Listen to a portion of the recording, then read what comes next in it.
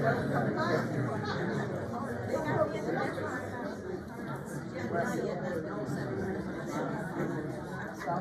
afternoon. Full house today. Good. I didn't get to that side of the room. Hello. Good afternoon. All right. All right. Well, thank you for joining me for the meeting today. We have several things on the agenda. The last few months we've been talking through the leadership and introducing you to leadership and giving you a chance to know people a little bit better, and so we'll continue that. We have a number of updates and some information for you, and then we have some other stuff that should be pretty good. So now that I'm done, yeah. So first of all, the organizational chart, we show that pretty much every month. It should be all in blue and gold, by the way, but it's in green and red.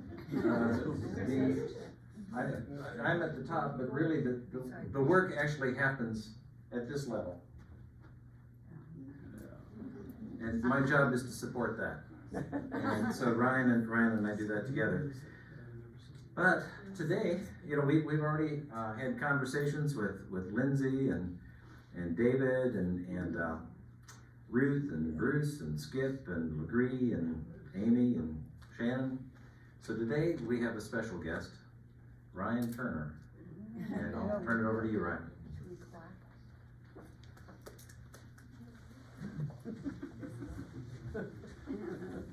Hello, thank you, Bob. He's throwing me out here first. He didn't tell me that. Want to first off just kind of take a deep breath and say I'm humbled by the opportunity to continue to be at Rolling Green Village. I think folks know that I'm going to fill the very large shoes that Bob is leaving come June 1st. I'm really excited. I don't know if folks know, but I've been here almost 10 years, which is hard to believe. I see a couple surprise faces there. So looking forward, once I'm able to get out from the weeds, you could say, in the nursing home area of getting up and learning more about you all and learning more about how I can help support your quality of life and enhance your quality of life and just overall the service that we provide here at Rolling Green Village. So just a little bit about me, since Bob said he wanted to have folks learn a little bit about me. I was born in Cincinnati, Ohio, lived most of my life in Ohio, and moved to South Carolina just to be at Rolling Green Village. I interviewed with Life Care Services, and they wanted me to go up to Chicago, Illinois, Wheaton, Illinois. So I went up and I interviewed, and I thought I was going to get the job, and they said, you're great, but we took an internal candidate. So I paused a little bit and had the opportunity then to talk to the other HR lady, and she said, well, are you interested in another opportunity? Because we think you have a lot of potential. Would you like to look at Columbus, Ohio, or Greenville, South Carolina? And I'm from Cincinnati, but I'm one of those ones that's not a Buckeye. And I'm sorry, not a Buckeye. Bob is clapping because he's a Michigander. So I said, why would I want to go to Columbus? And no disrespect. And I took the opportunity to come down to Rolling Green, and I just fell in love with the community. When I did that, my wife was 9 months pregnant with her second daughter, and she didn't get the chance to come down. But I came down, and just from driving on the campus and talking to the people and seeing what Rolling Green is about, I just said, I came back and told my wife, I'm like, you got to trust me. This is a special place. And nobody heard of Greenville in Ohio when I was telling them that. Everybody said, well, Charleston. Everybody talked about Charleston, but Greenville, like I said, it's a special place to me, and I'm looking forward to continue to being here. And really, really grateful and humbled. A little bit more about me. I started off in the healthcare field actually as a caregiver. So I went back to school. I got a bachelor's degree and went back to school to go into healthcare administration. And when I did that, I raised my hand and said, I want to see what it's like on the front lines. So I worked for a year and a half at a Sunrise Assisted Living in the Cincinnati area, right across from Moeller High School. I think folks have probably heard of Moeller High School because it's got great athletics. And I did that for a year and a half. And it really did cement the work that we do and the fact that I enjoyed helping people. So I helped bathe people, dress people, help them transfer. It was assisted living, but we had a couple people that probably shouldn't have been there. But with it being a for-profit they were there. So I really learned through those second shift and weekends, what it's like to make a difference in the lives of people. And that really kind of helped me. I will tell you, I went from sitting at a desk on a computer, talking to people on the phone, to quitting my job 100%, going back to school and getting that part-time job. So, the first time I had to shower a little old lady, put her bra on and pull her hair up in a ponytail, it was kind of like, whoa, what am I doing? But after that first weekend, it was like, there's any time of job that you have, there's parts that you don't like.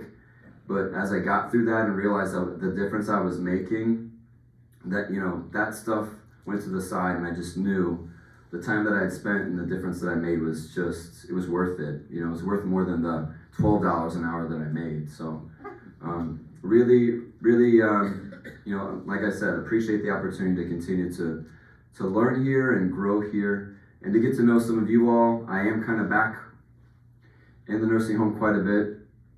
I'll have to tell you, it's been a few months, but I actually met somebody here who said, I didn't even know you existed. And I said, that is kind of refreshing because everybody knows my name over here. But to have somebody come to a meeting and say, who are you? I didn't even know you existed was kind of fun. And I'm looking forward to getting to know you all and being visible, understanding what you really like and what we can do better. I do think overall there's a lot of things that we do well. And I also think overall we can always be listening, receiving feedback, good or bad, and be open-minded to improvement. So that's a little bit about me. If I can switch gears now and move on to my quick report from the nursing home area. I wanted to talk about two things. One, rehab is back up and running, and we're really excited for that. We actually have 20 people back there today. So we had closed down the area due to staffing concerns, but those staffing concerns have subsided, and to have 20 people there today, that's the most that we've had since pre-COVID. We actually had 31 admissions last month, which is again the most we've had. So we really do see us turning the corner out of COVID, which is what we all really need. I don't know if you're all aware, but next week marks 3 years since the COVID shutdown. It was right around my wife's birthday, which is March 16th, which is also Shannon's birthday. That was a very interesting time, very, very scary time, and hard to believe it's been 3 years. But we do feel we're the closest to being back to normal, whatever that is now. In the rehab area, really doing a great job. So 30 admissions is great. We've actually had 70 admissions in the health center so far this year, which is also great. That's continuing to further our mission of serving people at Rolling Green. The rehab team is doing a great job. We have a new supervisor there. Her name is Alessandra Rania. So you may know her. You may know that last name. That was Victor's wife. She does an amazing job. She's been here with us for a number of years, and we've promoted her to the supervisor role. And she has just been absolutely amazing. And then we also have the Prisma Health team back there, and Stormy Albrecht, who some folks may have met a couple months ago when we did some introductions.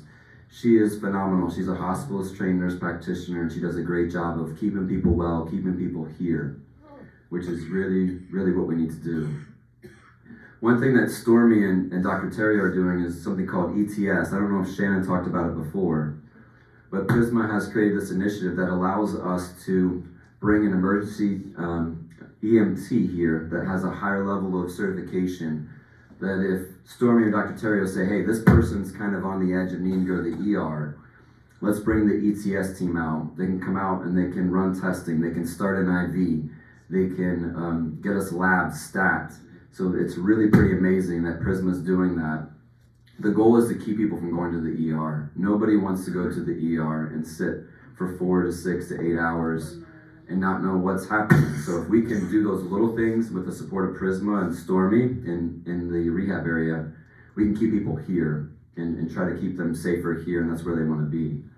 So I just wanted you all to be aware of that. Rehab is back open, which is great to see, and we want to continue to keep that momentum moving forward into this year.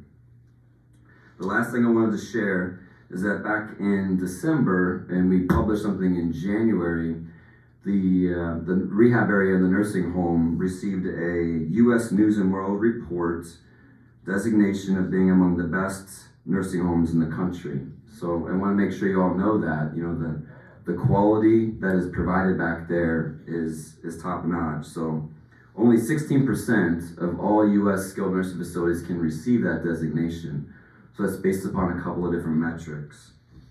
So I'm happy to share that article with you, but it was in the Senior Living News just at the end of January. One of the other items just to be aware of is that we were able to help people return home after being discharged about 66% of the time. So, almost 70% of the time, if you come into the rehab area, we can get you back to where you were before, which is what people want. And that's the reason why that space is there. But that's 12% higher than the average community in South Carolina. So we're doing that much better of getting you back on your feet, getting you back home, which is where you want to be.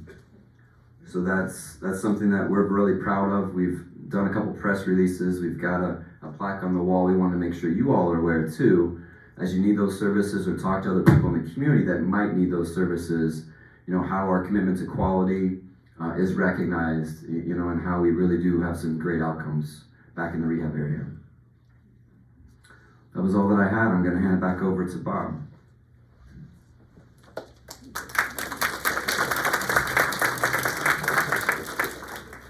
Thank you, Ryan. Rolling Green is in really good hands. Ryan and I have the same licensure.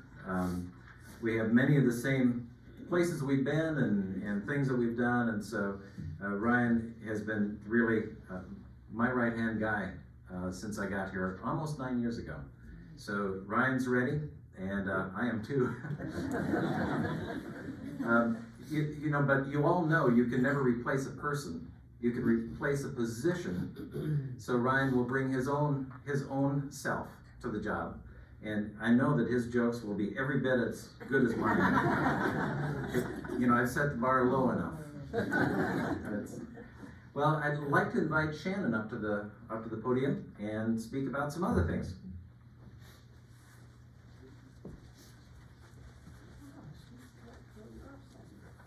Good afternoon. Bob got a question this week from a resident, so we felt like from that question it would be a good time to kind of go over some reminders about house calls. So the question was, the resident was experiencing shortness of breath, and they called our house call, they pressed their pendant. And after talking, if you are experiencing, do we have the list? Or pass them out?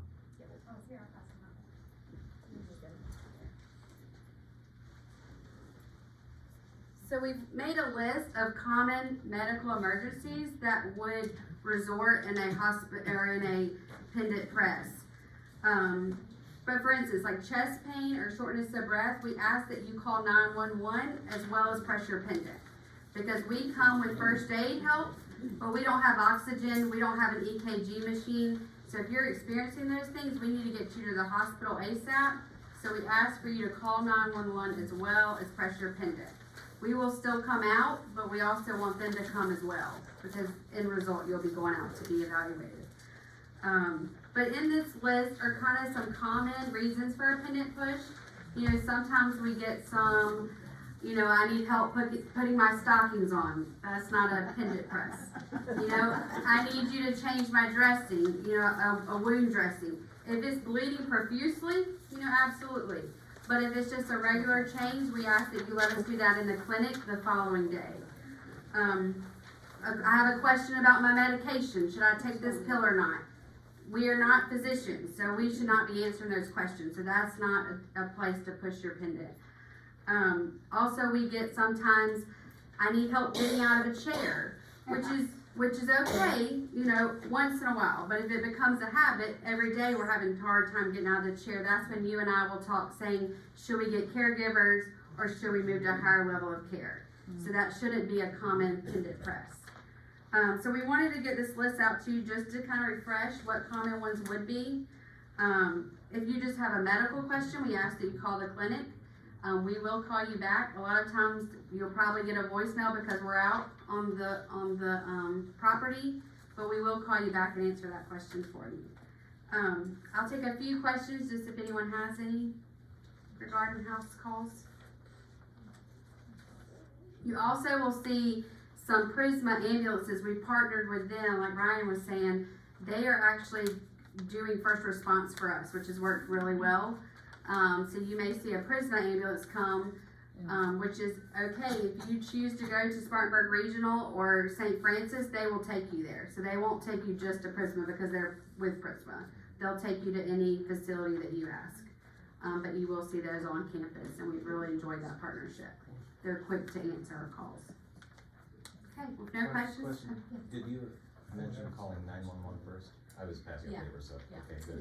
Yes, if you're experiencing like shortness of breath or chest pain, call them first and then call us as well. If you're unable to call them, absolutely press us and we'll get out there and we will call them. Yes. I do have a question. There are two of us in our house and we got one pendant. Should we be getting a second pendant or? That's up to you. So we only give one, but if you feel you both need one, it is I know it was 200 last year. 250. Thank you. 250 is not a bad investment for sure. It's good to have, you know, and I also will say in this time saying it doesn't help you hanging on, you know, sitting at the doorknob or sitting on the table, you know, it's to be worn, whether you like the watch or the necklace.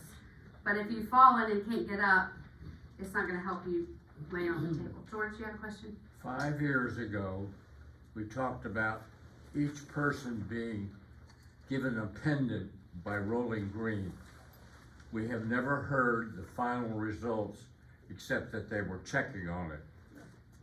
And that's something I think the Residents Association might bring up one more time. But it was one of these things that we're here, we're paying Rolling Green for being here.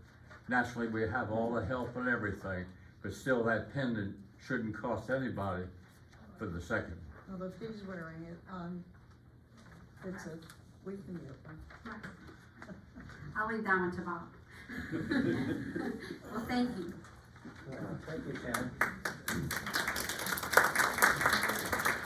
I thought, George, that's a really good question because that was asked before. I remember the question, and I thought we addressed that. And if we didn't, I apologize. I can give you the short answer. At that point in time, the pendants themselves, right now, how much do they cost? Right now, they're $225, $230. $230 to replace. And what we did is we promised everybody one. So we can get everybody a second one, but we're gonna have to find the money for that. So take 230 times 300. Yeah, and so the people that are living alone, well, I won't go into that, but yeah, at this point in time, that is the choice that we've made, and primarily in part it's by financial, in part it's not only the $250, we know that we have to periodically replace them, and a couple of years ago we replaced all of them, and so it's the upkeep, and it's also as technology improves, right? That means improve equals expense. And so as things improve, they get more expensive as well. So but we can talk about it longer. Question? Oh, please, yes, Bill. You mentioned that everybody gets one. Each home gets one. Okay. Yeah, so apartment, cottage, or patio home gets one. Well, Like to go on to the executive transitions. You know, Ryan and I, you know, we've been talking, obviously, we're going to be transitioning. As Ryan said, he's named the executive director effective June 1st, and he and I are going to be spending some time before that, about 9 years. And it's been about the last 9 years. We are progressing on the administrator search. That has not been finalized, but we're making good progress. And we anticipate a final decision on that, on the administrator in the next few weeks. The timing, the administrator will be orienting first part of May, and then Ryan will hand the reins over to that person. One of the things that is good to know is because we're highly the healthcare areas are particularly heavily regulated. We have training for people to meet those regulations.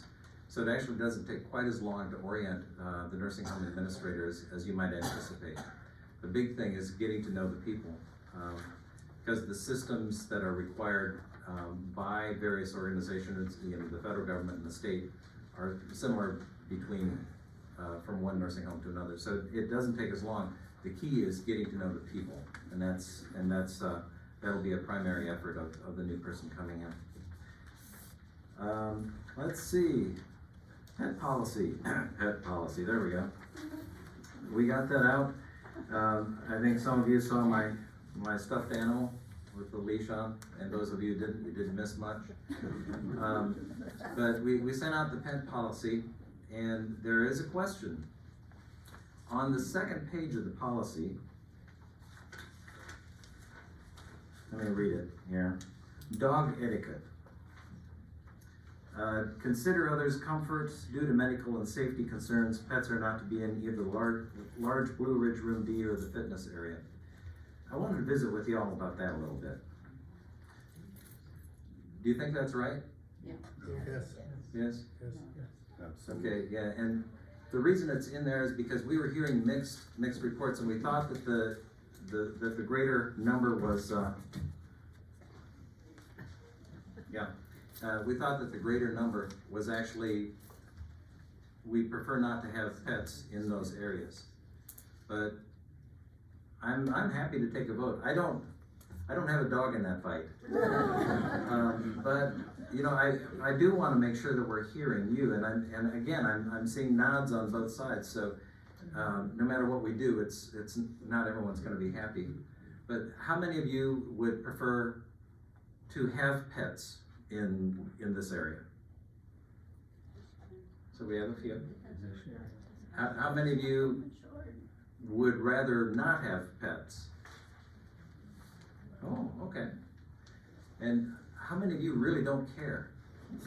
Okay, we do have a few that, well, so just doing a straw poll here, what I think I'm seeing and hearing is that there's a greater preference not to have pets in here. So we'll leave that as it is. And I know some people would like that, and they've never seen a dog create an issue, and I get that. I get that. But we'll go with what the majority says. Okay? We do require. Oh, please. Yes. It depends on how well behaved they are. Yeah, what I'm hearing is not a well behaved or not. It's Yes or no. it's a yes or no, and that's because it's very difficult to manage. Please. Who's responsible for enforcing it? Who's responsible for enforcing it? I imagine we have about 50 enforcers in here. But they, whoever's leading the meeting should let the person know, and then let management know, and we can talk with them separately. I'm willing to sit outside the door here and listen to anything you people say. I have no problem with that at all. No problem. Like I said, I really don't have a dog in the fight. Rolling Green owns certain property, as you know, like these contiguous buildings and the areas around them. We do not own the HOAs, okay? Okay, so the county has leash laws, and the county law is that animals are to be leashed when they're in Greenville County, which of course we are. And our property, yes, animals need to be leashed, except in the dog park area, they can be unleashed as long as they behave themselves, okay? And then we have a dog run area. What is that? Opposite the F building, on the other side of Hoke Smith, there's a large field there, and the dogs may run there. However, if the dog runs off the property and the county picks them up, it's still the owner's responsibility, and the owner is still responsible for the pet, both in the dog park and in the dog run. Does that make sense? Yeah, okay. The county does require leashes, And so, and then they have fines and all that kind of stuff. DHEC very, very clearly let me know that they don't allow dogs in any dining room at any time. And so that's not our rule, that is the DHEC rules. Also, you know, I heard that somebody tried to take a peacock on an airplane, and true story, and well, it kept me calm. It's like, you know, I can't imagine the people around the peacock. But the issue was, well, it's my service animal. Well, that doesn't quite fly. Unintended. A service animal has to be on duty, meaning that they're trained for a specific thing. Usually they have something on them that says this is a service animal, I'm working, do not pet the peacock or whatever. There is a specific definition that comes from the federal government that we get to follow. And that applies in our dining rooms, and DHEC says, okay, if the federal government says that, we'll allow that. We're going to change the agenda just a little bit. We're gonna go to the very end, and Bruce, this was gonna be the great ending, but. Great middle. It's a great middle. How y'all doing today? Some of you know me, actually most of you do, but some of you don't, and actually I have not let everyone know who I am and what I do here. I am the food and beverage director. I've been here for 15 years in May, and I've been in the full service restaurant industry. It'll be 40 years in a couple of years, so 38 years. I own my own restaurant. I've been a general manager for many years. I was a regional manager for a couple major restaurant chains, and I chose to get out of that. Going on 15 years ago, I was in Atlanta. I call it my third tour of duty in Atlanta, because I lived there 3 different times, and I don't miss Atlanta. The traffic was crazy. And I laugh at people when they talk about the traffic here, because it's still nothing. It is much worse though than when I moved here, I will tell you, but it's nothing like Atlanta. But I do have a few things I wanted to go over, and there's some random order to it, but Jackie Rogers, our dining room manager, she actually started her maternity leave prior to giving birth, but she 2 days ago did give birth to a daughter, Mila, and they are all doing very well, and I thought you might want to know about that. That's great. Effective this past Monday, and a letter has been sent out that the dinner hours, Monday through Friday, have been pushed from 6 to 7 as far as the reservations.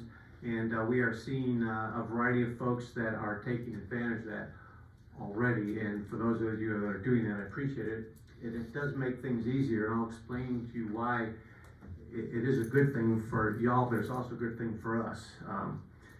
And as I get to that, I'll also tell you, as I hear a few people still question, why do we do reservations? And some of y'all, I'll have to admit, don't like it, and you generally don't do it, and it does cause us grief when you just demand to be seated.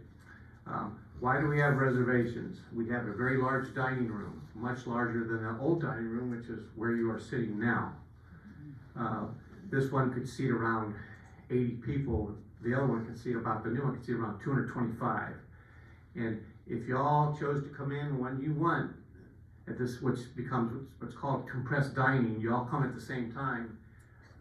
I don't have the staff, but even if I did have the servers, no matter what, the kitchen staff could not handle that amount. And that's typical restaurant stuff. Any large restaurant's gonna have you give reservations so they can control the flow of y'all coming in, so that we can ensure that the service, for the most part, is gonna be what you're looking for as far as quality of service and quality of food. So that is why we do it, and as Bob and I talk about this a lot, I cannot see a time that this dining room could ever not have reservations, other than we were kind of joking between 1 and 3, when there's really nothing going on. So you could argue at that time, sure, you could come in any time between 1 and 3 without a reservation. But really, it is very important, and we are not turning people away when they come in without a reservation, but it sure does make it hard on my staff to be able to have the ability to give that group proper service, and unfortunately, if it affects their service, it tends to affect your service as well. So, I hope that helps. I'm not saying you're all agreeing with it, but I've done this for a few years and I'm pretty good at it. I want to give you a little bit of an update on the staffing. Yeah, first of all, we serve more meals now than we ever have, by actually a rather large amount. A year ago, we were serving between the two kitchens around 530 meals a day. We're up to around 620 meals a day. So anyone can do the math, that's pretty sizable. 90 extra a day is a lot. Now that rehab is filling up, we'll be able to add some more to that as well. So that's, and although the good news is I have more staff than I've ever had, the availability is not necessarily as good as I've ever seen, but I do have a lot of staff. It's still not enough to cover what I need just for if we are serving 550 meals a day, but it is still better than I've had, and that's why we've been able to extend the hours. But I'm still running at about 80% capacity as far as my needs for servers in this dining room, and about 80 to 85% in the kitchen as well. So another way that could help y'all is what I'm able to, with our reservations, allow more than 15 people per 50-minute block. If we can get it up to 20, that'll make a huge difference. And 20 might not seem like a big deal, but actually it is. It's going from 60 to 80 people per hour. And that puts and that's typical of a decent sized restaurant. And I've run busier restaurants, but I've also had a lot more people. So it's all relative. But again, I think it's important that you understand that. And I hope this information does help. And I feel very good about where we've come. As Ryan said, it's been 3 years. It's funny, 3 years ago, to right around here, I got back from a cruise. My father paid for his children to go on a cruise with him, and when we came back, everything got locked down. So we were about that last cruise. And so we felt very fortunate, but then it was pretty amazing, the shell shock that we ran into, where in this dining room, all of a sudden, we went from one day serving everyone to the next day we had to set all these tables up a certain way. Rose, you would remember because you were dealing with that as well, to where everything was all of a sudden put in bags and delivered to you. That was 3 years ago.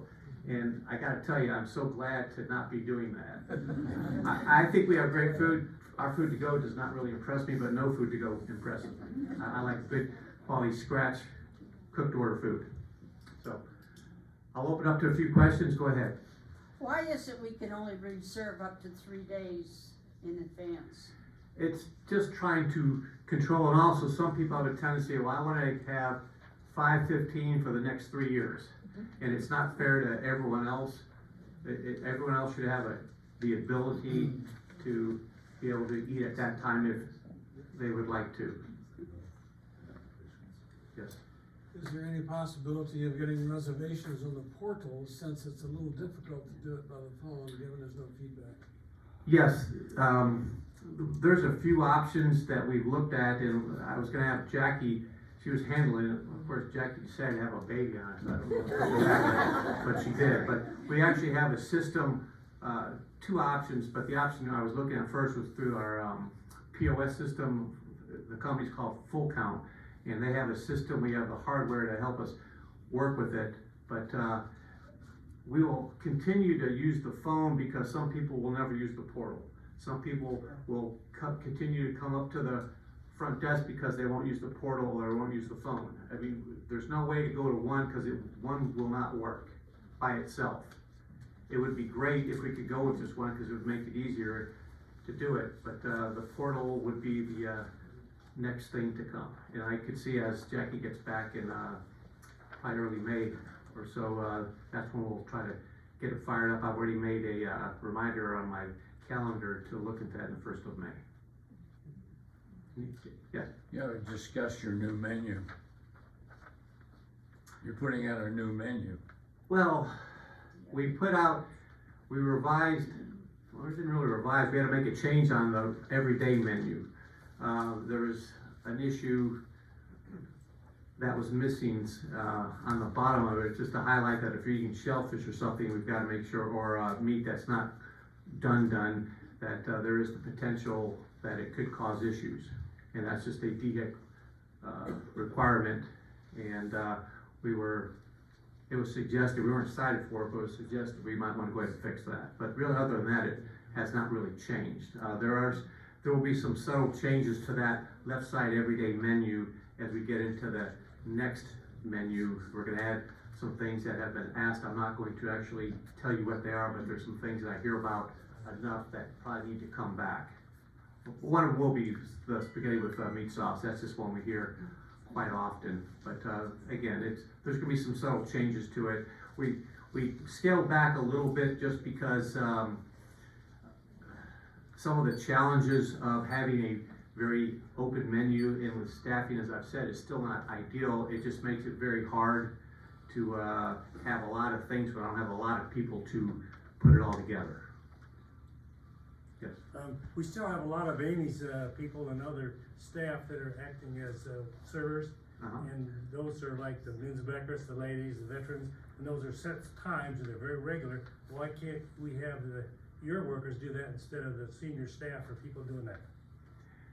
Because I don't have enough staff to do what the activity staff are doing during the middle of lunch. I mean, everyone that can work at that time is working at that time. So if I were to pull them from the dining room, I would not have enough in the dining room. It's just not possible at this time. Yes.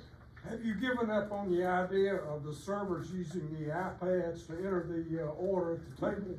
We used 3 of them for a while. What we found is they were just so much slower than the systems that were hardwired in. It just was too slow. We tried it for about a month and a half, and some people were comfortable with it, but it was still just too slow. The idea is if I'm taking over with my iPad right at the table, it eliminates a step, because as you're taking it, I'm ringing it in, and as soon as I'm finished, I send it to the kitchen, as opposed to writing it down. But what we found out, it wasn't really giving us any benefit. Have you considered using volunteers for maybe a couple of hours a day who can answer the telephone and tell somebody what the reservation status is?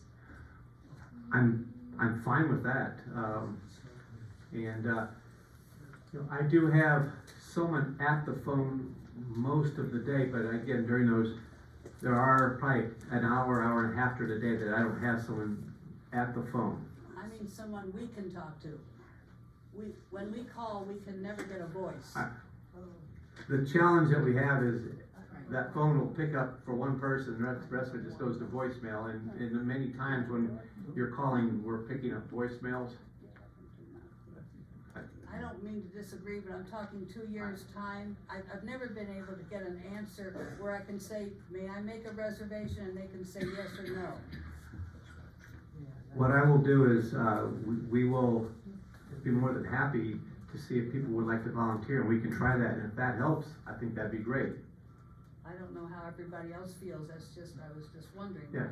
I would tell you, most people leave messages, but again, when we get in the morning, we'll have 15 to 25 messages, whether it's breakfast orders or reservations.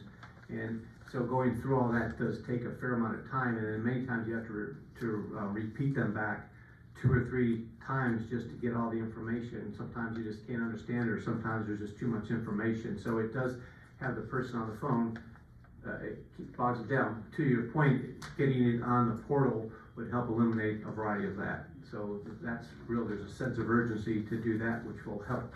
Won't solve the problem, but it will help. But again, I'm more than happy to see if we have some volunteers that would like to spend some of their time on the phone.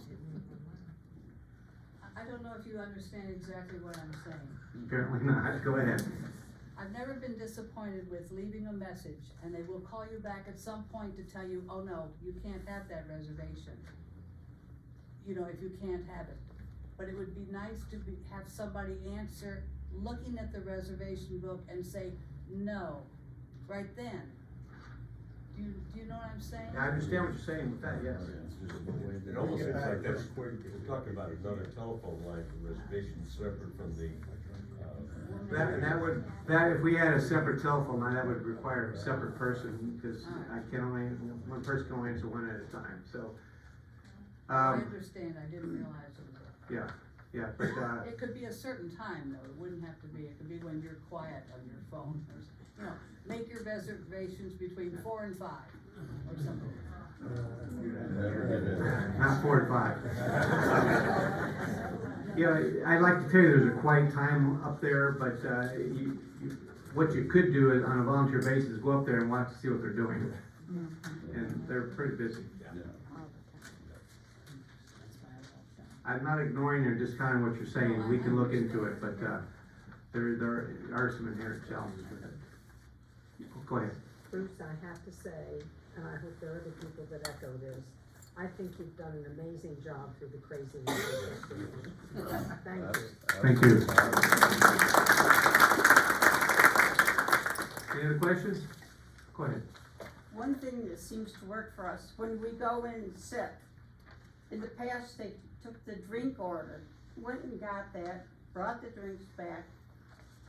Wouldn't it be more efficient if they took the entree order, put it in, and then gave us the drinks to shorten up the wait time between sitting and getting served? Yeah.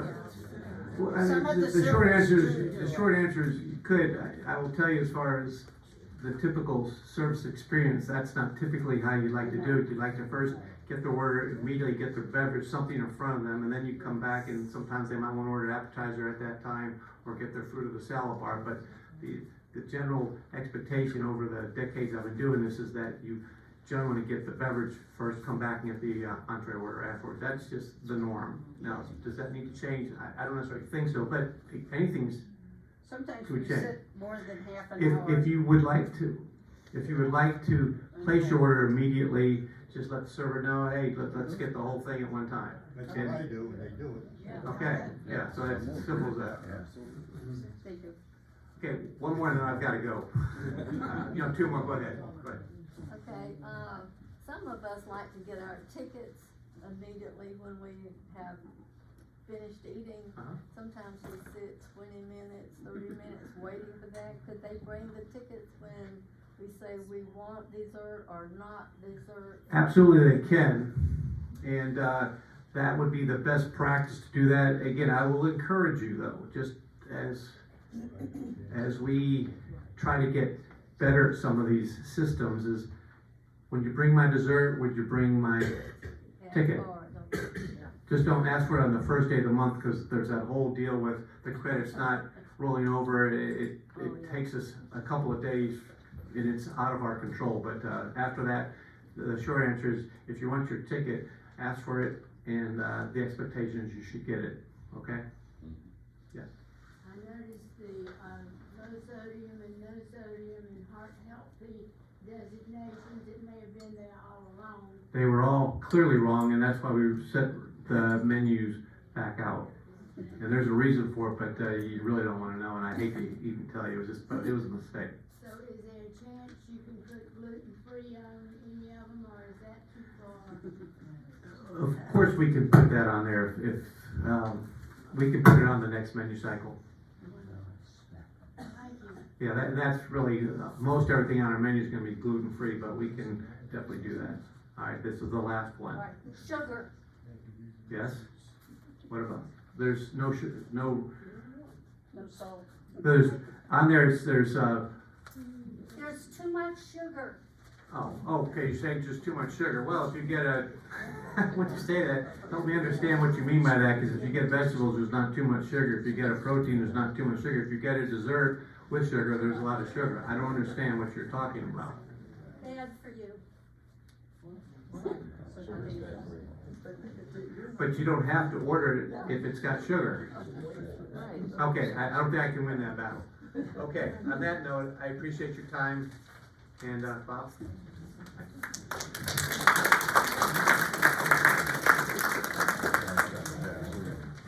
I wanted Bruce to take about 14 more questions.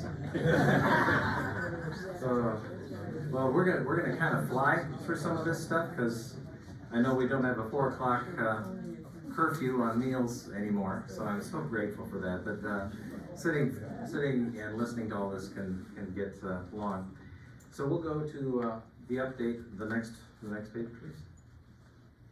Okay, right now, we do not have any COVID that we're aware of, anyone with COVID on campus.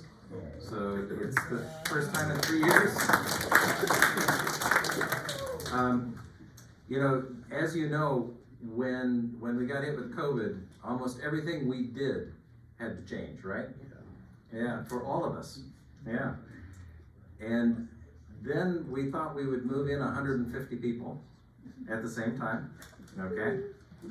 And so we are in the process, we are relearning, and we can't just institute what we used to do because it doesn't work anymore. For example, we don't have this smaller dining room, thankfully. So thank you for your patience as we continue to look for things that we can make better. Keep letting us know, because we want to make it better for you. And you know, things like doing reservations on the portal, I think that's a great idea. You know, just getting there. And so we are making forward progress on a lot of things. But thank you for your patience as we do that. We have removed many of the COVID restrictions. You may have noticed that the check-in machines are now missing. Yes! Although I did like being able to identify when we had a guest or a visitor or a robber or something. But we removed those. They are still in place for the licensed areas. And that's a DHEC rule, actually a federal government rule. And we're hoping that when the federal government has not pulled back on the public health emergency rules yet. We're hoping that those will get pulled back and things will change again in June, we hope. So that's still here. Guest check-in isn't required anymore, so that's good. We do require masks in the licensed areas. And if anybody wants to wear a mask, this is a no judgment zone. Wear a mask if it makes you feel more comfortable. We'll go next. In memory, one of the things that we lost through the pandemic is how do we let you know when someone passes away? Neighbors and friends, and you know, someone may live on the opposite side of campus and you don't know. And you know, our practice, you know, so we look back at our practices before, and we had a little spot adjacent to the dining room where when people went in that area, they could see we had a little candle or something like that, and a little book and a picture and just a very discreet announcement. And we really want to do that again. You know, you all know that life is here and death does happen, and it's good to know when that happens. And so our objective is we want to honor those who pass away, as well as the memory of them. But at the same time, we want to provide opportunities for the residents who have an interest, usually we have a book, and people can write notes and those kinds of things, and so we need kind of a quiet spot. So we looked at several different places. You know, we looked for where is there a quiet place on campus? It's on the other side of Hook Smith. You know, like the prior location, we wanted it near the dining room because the most people on campus go there. And we looked very seriously at the lounge, and then we thought, you know, we've got a lot of activity that goes on in there. And so we thought, well, people might not feel comfortable in going there. And so we selected a location, and it's behind the fireplace. You know, the main entry into the commons. Behind that fireplace, there's a little sitting area, and then there's a cabinet, and so there's a spot right there, and we have a candle, and when the candle is lit, we have a name there. And it is not the ideal location. It would be ideal if it was just exactly smack in the center of campus. That's as close as we can get. If you have other ideas that are better, boy, we're all ears. The important thing though is we want you to be able to have that information, and even from a distance, because we have a lot of windows, you might be able to see if there's a candle on or not. And I know that's a little further distant. We didn't put it there because it's closer to one group of people versus another. It was the quiet place and a place for people to reflect a little bit. So that's how that choice was made. We'll go on to the resident survey. We talked about this resident survey. We actually had a very good survey. We talked about it several months ago. We just got some information, and this is all the surveys that were done by Life Care Services in the last 2 years. And actually, they're done by an outside company and reported to Life Care Services, so it's independent of us. And so you can see there's quite a variety. And so I'm sure you can read every name on there. And so you can see green, blue, orange, and red. And you want to be in the green, right? So we'll go to the next slide. There we are. Rolling Green scored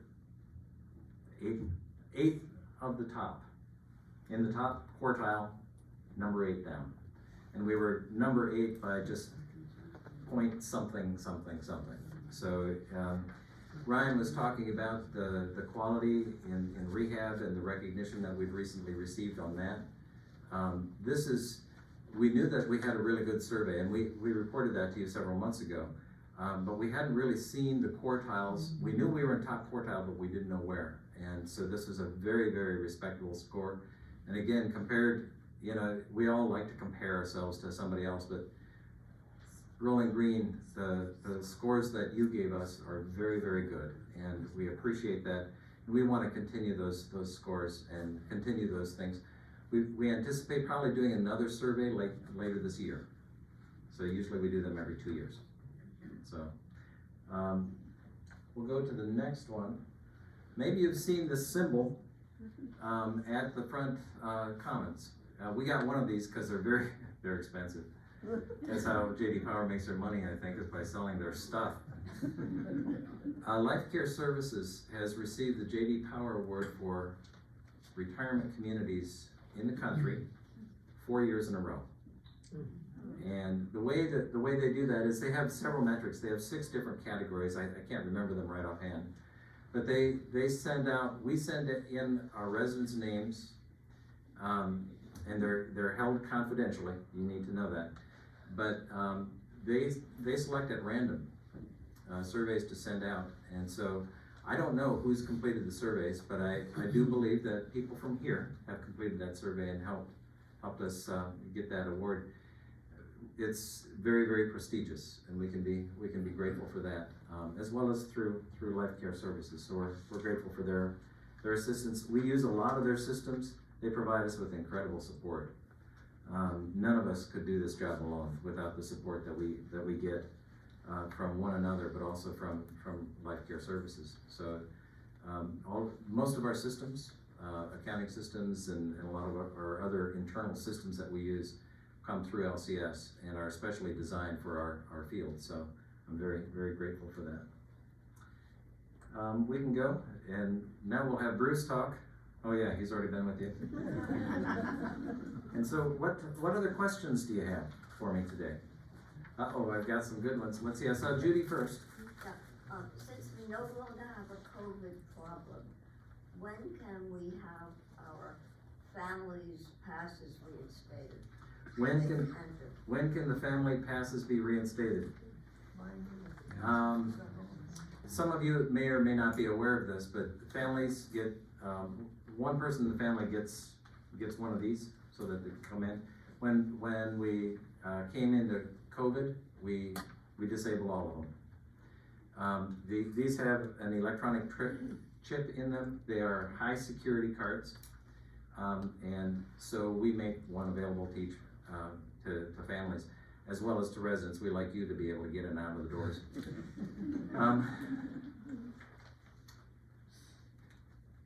The rates of COVID in the county are dropping rapidly, so we're very grateful for that. We're not seeing it on campus. In order to put them back into service, we have to go through and put everyone individually into service, and so that's taking us a little bit. I am hoping that next week we can tell you exactly what date, but it's not too far off. We are very close, and we've been working on that for several weeks.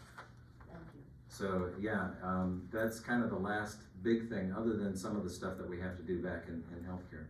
So great question and very timely. And yeah, we are already working on it. So good.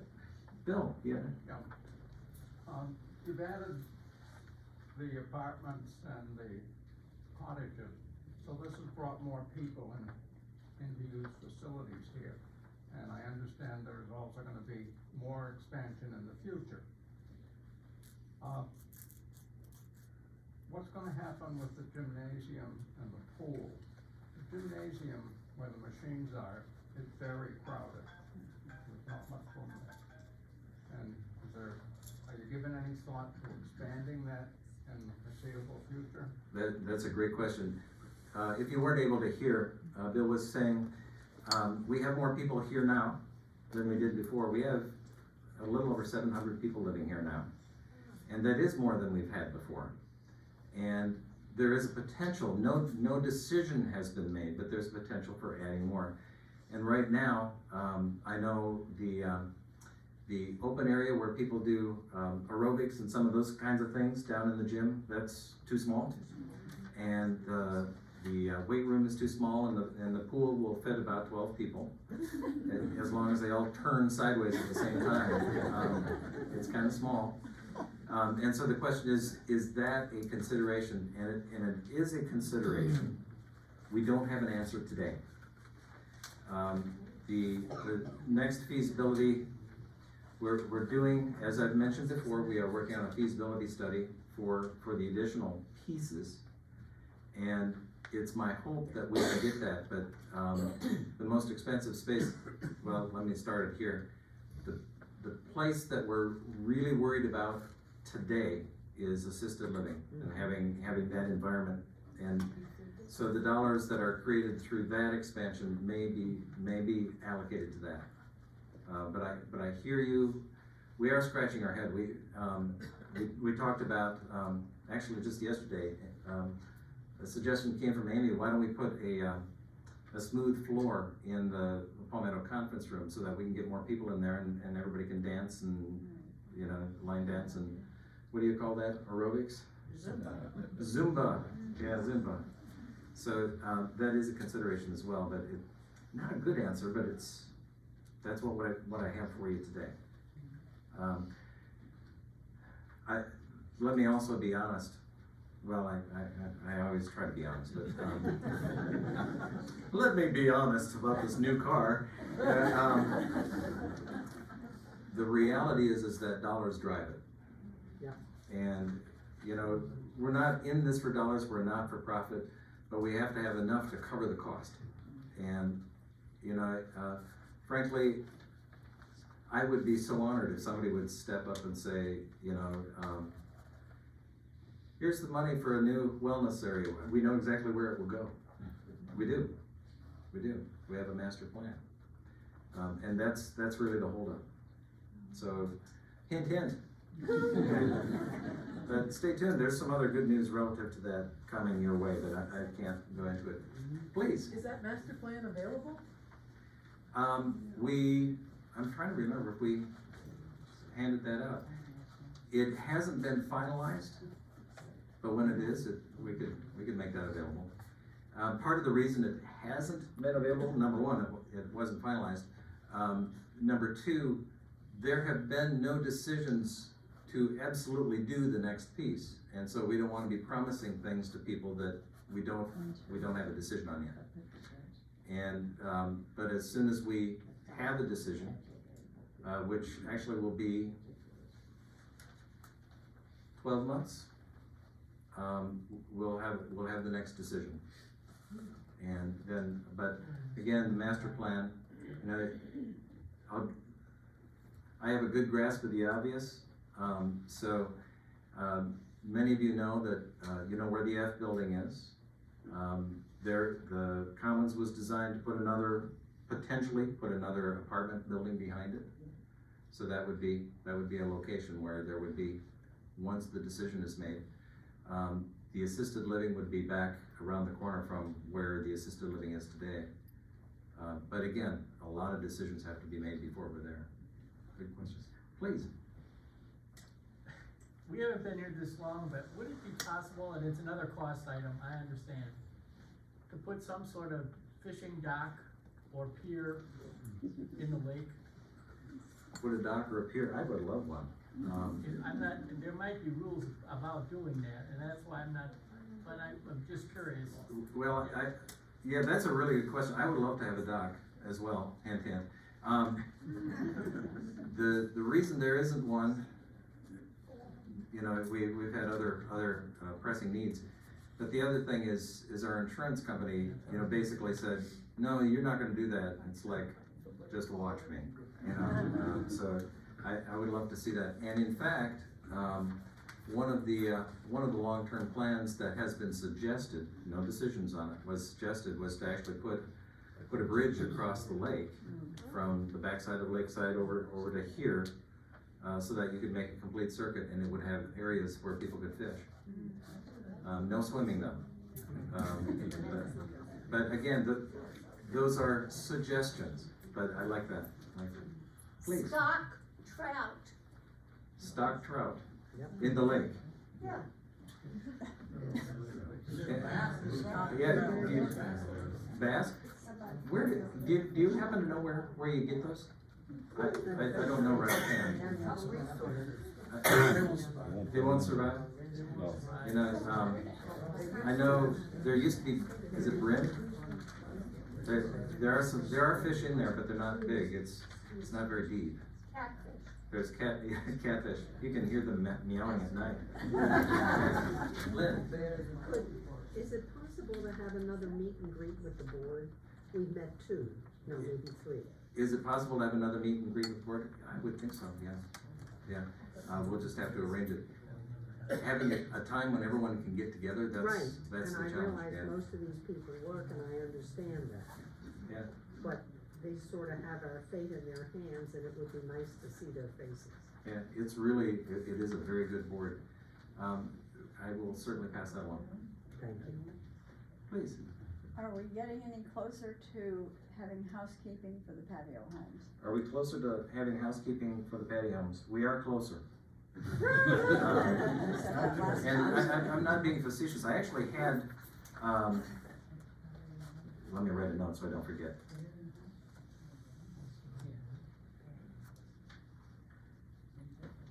I have a good memory, it's just short. Yes, actually I called over yesterday. Yeah, yesterday, to see if we're there yet. We need one more housekeeper. We want to be able to have 2 people out there. So we are getting close. Bruce mentioned, you know, we're having good results in getting staff. We're not fully staffed yet, because we want, you know, we have certain requirements. We have vaccination requirements and drug tests and all that kind of stuff. We are making really good progress. This year, if my memory is correct, I was in a meeting yesterday, and we've had a net increase of 31 staff members, campus-wide. And so you can imagine healthcare requires a lot of staff. And so we have a number of new nurses, nurses who are experienced but new to Rolling Green, and nursing assistants as well. We have a number of servers, and that's why we can increase we're making progress, we're not there. But we have come so far in the last year. Wow. I've never seen some of the stuff that we've had to go through. Great question. Yeah, that's one of those things that I really want, to get back going. Please. At what point there was some discussion about, working with, Harkness Village to get access so that you could go to their part of the lake? They keep the trails down there pretty well down so you can walk, and it's wonderful. The little cattle fence that has been there is now laying in weeds. Yeah, Look kind of tacky. Yeah, the question was, you know, can we get meaningful access to Harkness for paths? That's something that we approached with them several years ago, and they were happy to have us build anything on their property that we were willing to pay for. However, we're working on getting a meeting. It's going to be several weeks away from today, but we're trying to get a meeting to talk with Harkness about a couple of things. One thing, you know, about the fence behind Lakeside. Lordy, that thing needs to be taken care of. And we talked to them 3 years ago about that, you know, so I can't guarantee success, but we wanna talk to them about that path. We would also love to have that path go all the way around the lake, but it would cross 3 residents' property, and frankly, we have not approached those residents to see if they would allow people to be crossing their property. So that's, and we haven't approached them, so we haven't heard yes or no. We haven't talked to them about it, but we wanted to talk to Hartness and see if that's a possibility, because we would love to have just a walking path, and it may not be very fancy, but just something. Yeah. The far side of, the side of the path that goes on the side of Lakeside has a wooden bridge. That gives me the whinnies. Yeah, the wooden bridge, next to Lakeside, next to the lake, is in bad shape. And we actually have, if we can get to it, that should be replaced or updated this year, we hope. Should it be marked that people will not cross it? I won't, but, I mean. We'll take a look at that. We'll determine if it's safe. It's very sturdy. I appreciate the pretty fountain that's out there. Isn't that Yes, fountain beautiful? yes. Yeah, that's, you know, I'm so glad that we had it, Barbara's Fountain, and I'm so glad it's back. Yes. And, it's back because we received a gift to make that happen, so I'm so grateful for that. Let's see, when parking your car, when you walk back, if you notice other residents walking past to get their car, press the button on your keychain remote so that your car alarm makes a sudden loud noise, so it scares the life out of them. No. If you back into a parked car and the driver isn't with it, take out a piece of paper and start writing. This is especially effective if there's 15 or 20 other residents watching. What you say is, there were witnesses when I hit your car. They think I'm writing my name and address, phone number, and insurance information, etc. on this paper, but I'm not.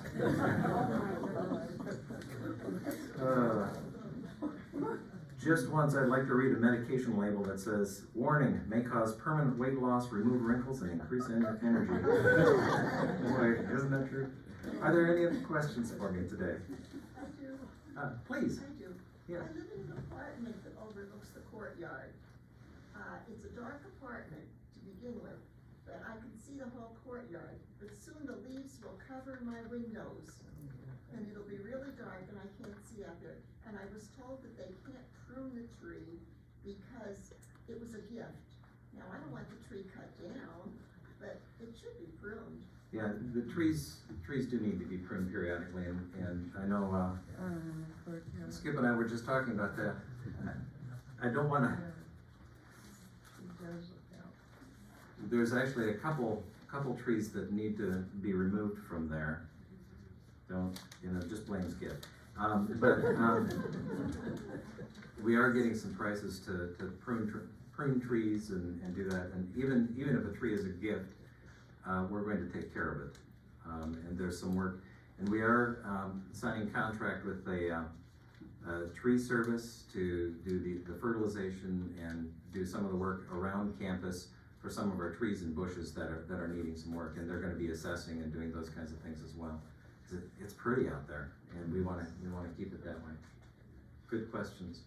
And so what we're hoping is to thin out some of the branches and some of those trees, because that's not good for the tree with wind and all that kind of stuff.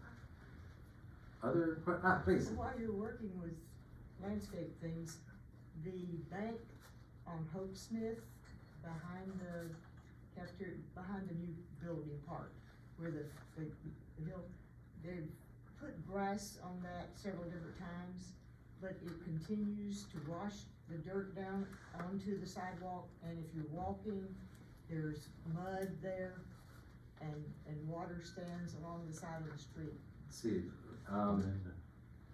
so we have a spot where dirt and stuff is washing over. Right. Help me understand the spot If you go out better. from the village center, turn right on Hope Okay. Smith, it's there between there and where the first parking lot is. Okay, Oh, she's talking about going around the F building at the old, at this parking lot, you turn right, and then you follow the Okay. sidewalk, and right where that, just before you get to the turn in to F building on the east side, that area, that Is very that- area up there. there's no grass and it's. Yeah, irrigation doesn't go that far up there either, it's more out in the field out there, but we can look at it. Yeah, we'll take a See look where at options that. are. Good, thank you. Yeah. Thank you. Great, any other questions? I've kept you after the 4 o'clock witching hour.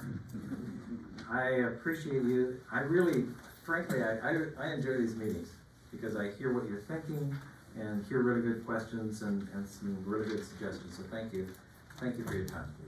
Have a good day.